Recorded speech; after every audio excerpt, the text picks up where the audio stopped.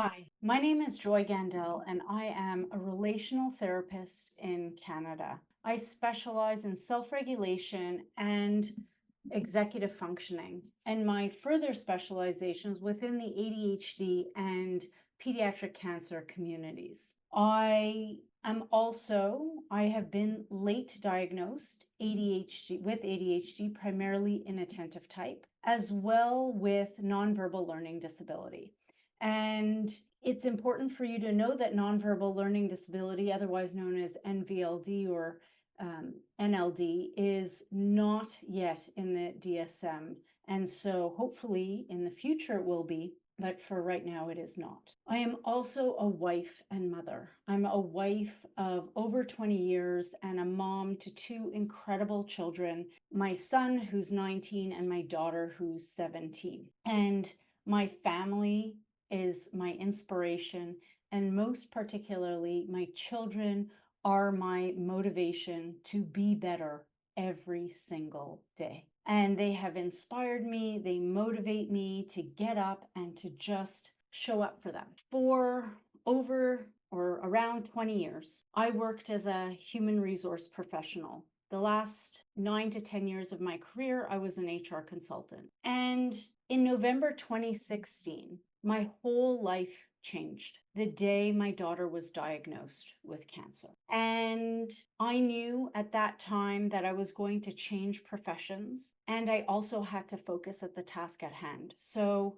I put that out of my head and I put that off for another day. In November 2017, a few months after my daughter's treatments ended, I was seeing a psychologist who told me I was in burnout and encouraged me to stop working. And so I did. I stopped working, and it took me around 9 months to what I thought then recover. I also used that time to start looking into what a new career for me would be. And I started transitioning careers originally as an academic life coach, then transitioning to an executive function life coach, and then my evolution hasn't really stopped. In fall of 2019, my daughter had a relapse scare. I was in school studying to be an executive function life coach. I was also taking additional courses. I had a very sick family member and I was supporting my mother through that process. I was commuting with my children to drive them to school, which was a good 45 minutes to an hour away from where we lived. I was volunteering and just regular daughter follow-up post-cancer care. And all this was happening between fall of 2019 to winter of 2020. And so I'm giving you this entire backstory because I want to share my story with you, my self-regulation journey story with you. And that backstory is what leads up to the beginning of my true self-regulation journey. So join me now as we dive deep into my self-regulation journey. So at that time, between fall of 2019 and winter of 2020, I was also experiencing the following symptoms. I had sleep issues and chronic fatigue. Actually, I experienced those since as far back as I could remember. Digestive issues, and which involved a lot of bloating, indigestion, and then in winter of 2020, it really turned into more chronic acid reflux. I had a lot of muscle tension and chronic pain in the back of my neck, down my shoulders. I experienced constant acne as well as eczema. My migraines were increasing in severity and frequency. So I've experienced migraines since I'm 16, and I would have about 1 to 2 a year. Several years ago, I then started getting them 6 times a year. And by winter 2020, they were really starting to come on more frequently. I've been an asthmatic since I'm 18 months old and was very well regulated. My asthma was extremely well controlled and regulated for about 20 years. And then winter 2020, for the first time in 20 years, my asthma suddenly was no longer well regulated. I constantly felt as though I had someone or something pressing on my chest. I was struggling with executive functions, and even though I gave you a list of lots of things that I was doing at the time, task initiation, my concentration and attention were struggling, task switching, and my memory was deteriorating rapidly. I experienced low energy and was slow and felt very much like I just couldn't move most of the time. And one of the things that bothered me and filled me with the most shame were my volatile emotions. At that point, I felt like I was yelling at everybody who was most important to me. I was yelling at my husband. I was yelling at my children. I was yelling at my other family members. I felt like I was constantly yelling. I had absolutely no patience, and I was like a light switch. I also felt like I was constantly on the defensive, and I just wanted if people would just leave me alone and give me space. That's how I was feeling. And to top it all off, I had racing thoughts nonstop. At any given point, I could stop, and I just felt like the thoughts were going so fast in my brain, I couldn't slow them down to even identify what they were. So I had all of what I shared with you going on, plus these were my symptoms. And so I found myself winter 2020 on the cusp of another burnout. And I've already shared with you that I had a burnout. So I knew what it felt like. And I just felt like there was nothing left in my tank. And what I couldn't understand was that things were fairly good for me. My daughter wasn't in treatment. Her relapse scare was just that, a scare. I couldn't understand, how is it that 2 years later, I'm finding that I'm about to burn out all over again? I just couldn't understand it, but I knew that if something didn't give, I was going to hit another brick wall. And just at that time, the pandemic hit, the beginning of March, and every single thing shut down. And while it devastated the entire world and increased a lot of the stress for our family, because I didn't know how it would impact my daughter, and with my asthma suddenly not doing so well anymore and no longer well controlled, I didn't know how it was going to impact me. On the one hand, that was happening and I was anxious and afraid. And on the other hand, I was so grateful for this pandemic because everything stopped. It forced me to stop. And for the first time, I was really able to do nothing because no one was doing anything. I was in school, but for the most part, everything halted. For me, the pandemic saved me from another burnout. And so I decided to use the time that, even though I was taking these courses and I was doing my learning, I was using that time to also ramp up my learning. And because I was in the executive function life coaching space, I wanted to know more about executive functioning. And I specifically wanted to know more about self-regulation because it was something that I recognized in myself. I noticed differences in my children, and I was really starting to see it in my clients. And one of the online summits I attended featured a doctor. His name was Dr. Stuart Shanker, and he talked about self-regulation. And the way he talked about it really resonated with me. And so I bought his book and used the pandemic to read it. I had all this free time I was going to read.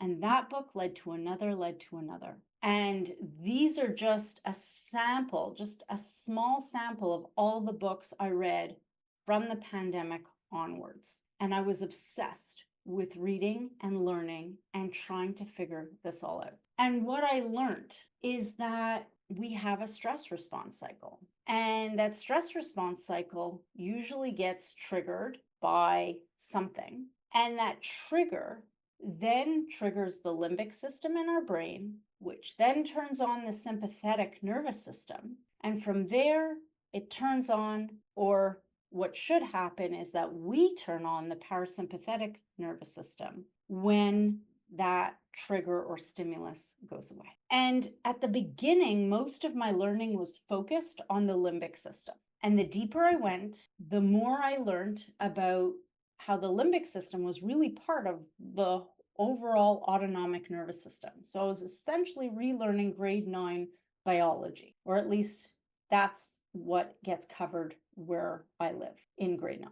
And so I'm learning about this and I'm realizing a whole bunch of things, and I'm realizing that I'm really stuck in sympathetic nervous system activation. And I never really bring on the parasympathetic branch of the autonomic nervous system. I never do that consciously. I just wait for the stressor or whatever, the situation in my life to leave. And I assume that I'm going back to baseline. And what I learned is that that was not the case. That stimulus trigger was going away and I was never fully coming back to baseline. So this was a huge, huge, huge eye opener for me. And what I learned from Dr. Stuart Shanker is that there are triggers that we don't know about. We think about stress in terms of our life stressors, in terms of what society and culture has told us is stress. And what I learned from Dr. Stuart Shanker is that there's a whole bunch of things underneath all of that that I had no idea was going on. And so what I decided to do was do a stress response trigger audit of my own life. I wanted to use myself as a guinea pig because I wanted to solve this problem and not end up in burnout anymore. I wanted to learn how to bring on the parasympathetic nervous system branch of the autonomic nervous system. I wanted to finish that stress response cycle, and I also wanted more energy. So I did this audit of my life, and this is what I discovered. I discovered that I wasn't drinking enough water. My nutrition, while I never ate really poorly, was far from good. I realized that the reason why I liked certain foods or not was due to texture, not taste. I was not doing well in the physical fitness category. I was not getting enough natural light, and I was exposing myself way too much to artificial light. I never really acknowledged or integrated how much clothing fabric impacted my daily life and my energy. I was sensitive to certain noises and sounds. I was not getting enough quality or quantity of sleep. Sugar and salt were a definite issue in my life. I was constantly feeling cold, my asthma, and the tension pain. On top of which, I identified that I spent most of my time feeling a lot and experiencing significant amounts of anxiety. I felt overwhelmed most of the time in my life. I have mentioned already before that I felt defensive a lot. To top it all off, the amount of shame I felt because of all the yelling I was doing, I really didn't feel like I was being the wife and mother that I really dreamt of being. I felt guilty, not only shame, but I felt guilty for all this, and I was constantly exhausted. Then I started realizing that the ADHD coach training I got, the biology of cancer course I was taking, I was piling on way too much work between the volunteering that I was doing. I identified the fact that when I am put on the spot and I'm asked to answer on the spot certain things, that is stressful for me. My time management I was struggling with that, as well as a whole host of other executive functioning, which I've mentioned before. Task switching, cooking was the bane of my existence. Making dinners for my family was a massive struggle. And I was realizing I experienced tremendous decision fatigue. I also identified that I struggled when I was in large groups, office environments. Meeting new people was difficult. Having to assert myself, knowing that people were talking about me, being in crowded public places, especially after COVID, and constantly being with people were all things that were triggering my stress response cycle. And then on top of that, I realized that watching my children suffer, especially my daughter, who had gone through cancer and was struggling with relapse scares. Both my children were even more so, whereas some people were getting together outside and so on, I would refuse to let my children see their friends even outside for fear for months, and seeing how that impacted their mental health was really a huge struggle for me. Seeing any suffering of others, witnessing injustice, seeing people get hurt, and watching the news were all things that were really triggering my stress response cycle. So I identified all of these things, and this was the audit of my life. Then I had to figure out, how do I protect myself from these triggers, from these stress response cycle triggers? I need to do something. I need to do something proactively, and I also need to do something to build the energy inside. So, how did I do these things? Now, what I want to warn you or highlight for you is that it has taken me 4.5 years to get to what you see now. I started with one thing, or maybe two things: exercise, and I would do some stress relaxing things in bed right before I went to sleep. And so those were the two things that I focused on at the very beginning. And I slowly built up from there. So again, what you see here, I didn't just go all in 4.5 years ago. I built this slowly. So I now rather limit my sugar, additional sugars, to about 25 grams per day. I turn off blue lights at 6 p.m. and I dim all the lights in my house at 8 p.m. I target a 10 o'clock bedtime. I use fidget and stress toys. I limit cow products, so milk, cheese, and so on. I switched to non-dairy or goat. I do not drink any alcohol, consume any drugs, non-prescription drugs, or nicotine. I make sure that I hydrate myself regularly. I also have implemented tech time limits, and I pay attention to my clothing. I changed my breathing, and I started practicing emotional freedom technique on a more regular basis. I started implementing a whole bunch of tools, tech tools. So I use Grammarly and AI to correct a lot of the work that I have to do or that I'm doing.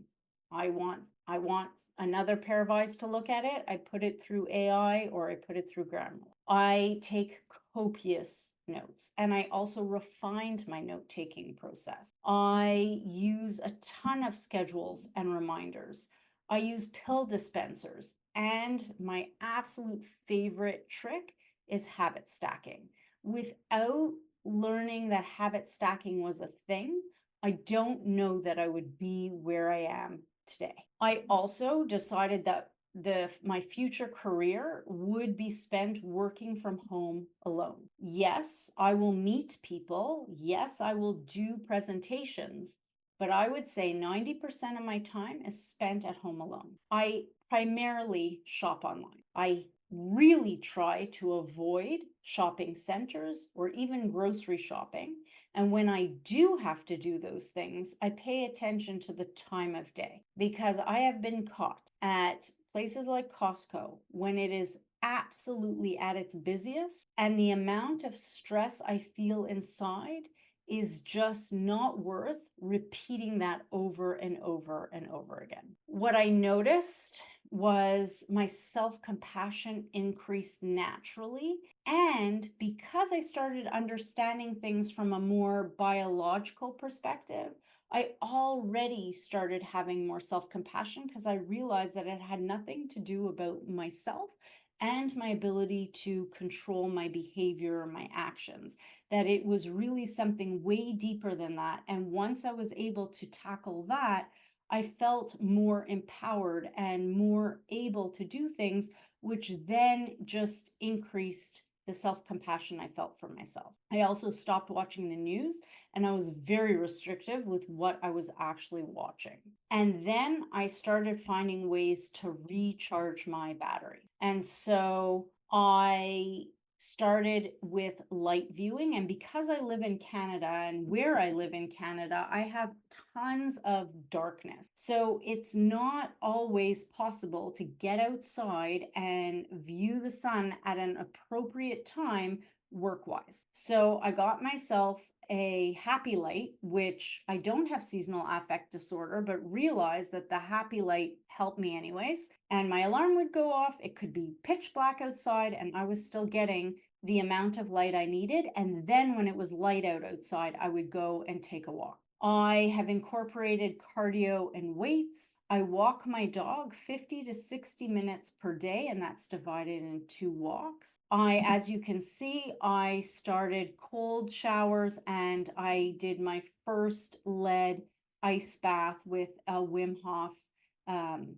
a Wim Hof trained instructor. And so it was amazing. It was an amazing experience. And while I don't have an ice bath, and that was the last time I was actually in one, my cold showers are absolutely incredible. I practice emotional freedom technique every single day. I now have discovered Yoga Nidra. I discovered it a few years ago. And I do Yoga Nidra instead of several different relaxation techniques. I do Yoga Nidra in bed before I go to sleep. I have a consistent bedtime. I changed my breathing, and I pay attention, very particular attention to the nutrition and supplements I take. Again, EFT is my go-to. I also found a somatic psychotherapist who, for a year and a half, helped me learn to regulate myself, my emotions, and my experiences through somatic experiencing. It was an incredible experience. She also taught me about Cybam, and I journal. It's something that I've always done, but more sporadically. I'm learning how to journal more frequently. I read for pleasure, not just for work. I use EFT for my executive functioning challenges. I love to color in adult coloring books, and I'm learning still at the beginning of my meditation journey. I make sure that even though I work 90% alone, that yes, I meet with clients online and I ensure that I have daily connection. So even beyond my connection with my kids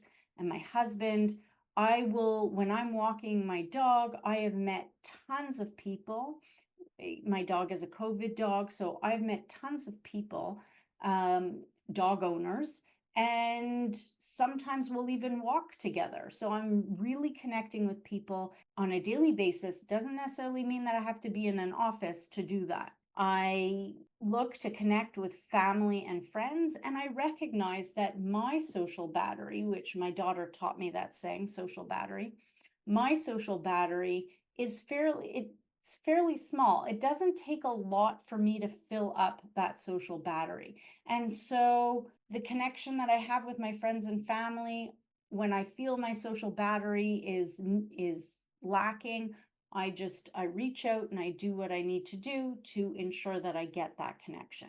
And when I am struggling socially, I turn to emotional freedom technique. Community service has also always been extremely important in my life. I've been volunteering since I'm in high school and I continue to do so every single year. And so giving back and ensuring that I'm always making time for giving back in some capacity to someone throughout my life has been critical. And when I see things that I notice are very difficult for me, I'll use emotional freedom technique as well. So I shared with you all of my symptoms that I was experiencing at the beginning of winter 2020 and the beginning of COVID. So where am I today in terms of my symptoms? So my sleep quantity and quality has improved tremendously. I don't remember ever a time in my life where I have slept as consistently and as well and woken up refreshed on a more consistent basis. Is it perfect? No. I'm not going to lie. I'm not going to tell you that I sleep perfectly every single night. That being said, I don't feel chronically fatigued. I'm not yawning nearly as much. I used to have to apologize to people for the amount of times that I would yawn in their faces. And that just simply doesn't happen for me anymore. My digestive system has calmed down. I rarely experience bloating, indigestion, and I have completely come off all of my acid reflux meds. I have no more muscle tension. My adult acne has almost all but disappeared. My migraines have decreased not just in frequency, but intensity too, which is really important for me because it went from having a migraine that would last about 2 hours.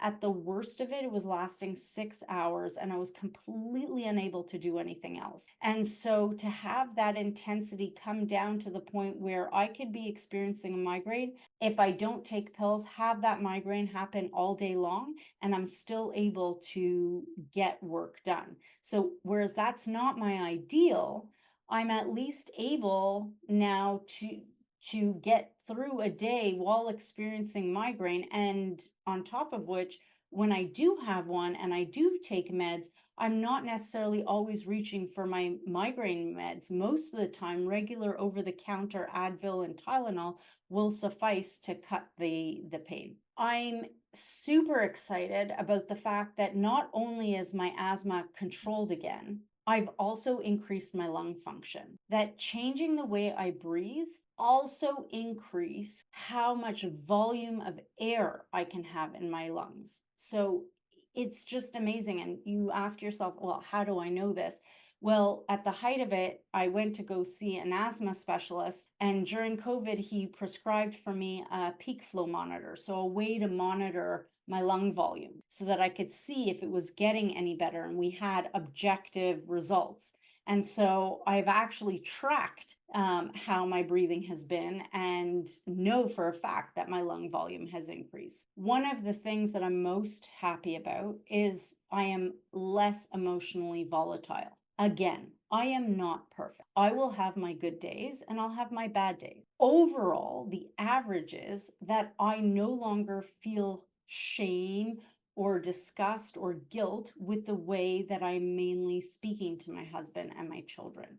That for me was the most important, as well as my other family members. And I feel that emotionally, I'm way more regulated. And finally, I have slowed my thoughts. Do I ever experience a period of my life where I don't have any thoughts? Very rare. That being said, I've slowed them down. They're fewer. They're not, I don't feel like I have a Ferrari running around in my brain. I feel like it's more of a golf cart going around in my brain. And so it's much more manageable. I can identify my thoughts, attend to my thoughts, and actually execute on some of my thoughts when I choose to. So that's been a lovely benefit over these 4.5 years. So, why am I doing all this? Well, initially, I did this as a way to stop yelling at my children and my husband and my other family members.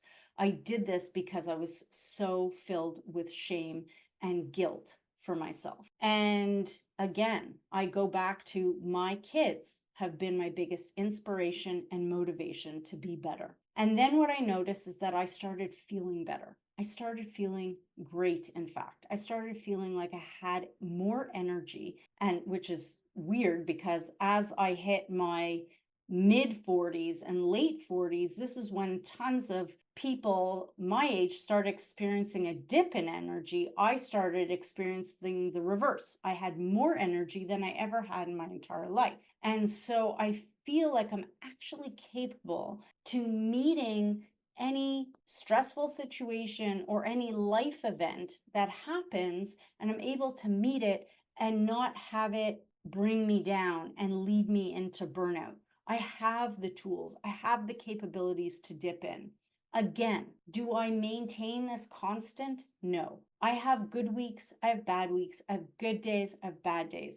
It's the overall, it's not this massive roller coaster of change. It's like a baby roller coaster where the bumps are little or smaller, and I'm able to work myself work my way through it. So this is what my life looks like now. This for me is what I consider self-care.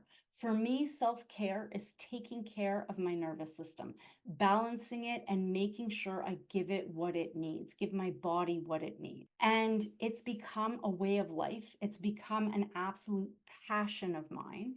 And because of this, and because of how good I feel and the changes that I've noticed in myself, and frankly, I've started sharing this with a lot of my clients and the changes that I've noticed in them, that I felt like I want to share this with everybody. I feel it's important that everybody can learn about this. And so if you're feeling like you wish you can plug yourself in to a wall charger, like you plug in your phone to charge it, then I encourage you. I created an online course. Just like I've shown my clients, I've created a free YouTube online course. And I encourage you to take it, to go to my YouTube channel and to find the online course because you might find some benefit. This was my story.